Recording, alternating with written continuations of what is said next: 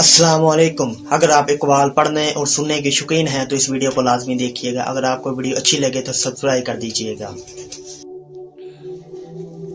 जिंदगी में आगे बढ़ना है तो बहरे हो जाओ, क्योंकि बाज़ लोगों की बातें मायूसी में इजाफा कर देती हैं।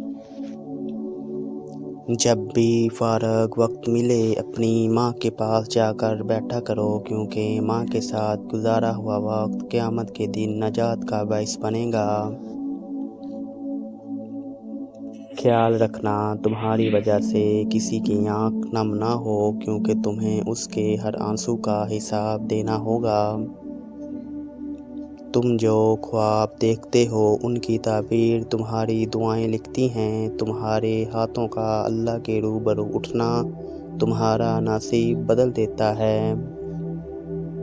इस सोच के साथ ज़िंदगी में आगे बढ़ो कि अल्लाह ने यकीनन बेहतरीन ही सोचा होगा।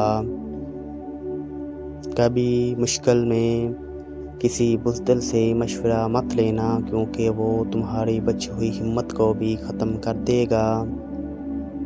अपने आप को अच्छा समझना ऐबदार होने की दलील और कम अक्ली की अलामत है।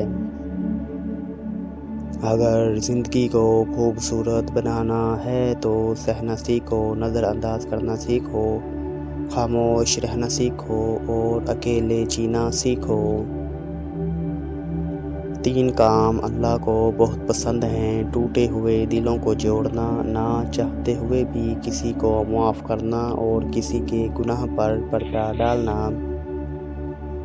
इस्तग़फ़ार और दरूद शरीफ की कसरत इंसान का मुक़द्दर बदल देती है। सुबह का आगाज़ सदक़े से किया करो, क्योंकि मुसीबत सदक़े से आगे नहीं बढ़ाती। अल्लाह ताला सदक़े की वजह से 70 बीमारियों को दूर फरमाता है। जो दुआ कबूलियत में वक्त लेती है, फिर वो कबूल हो जाने पर वक्त ही बदल देती है।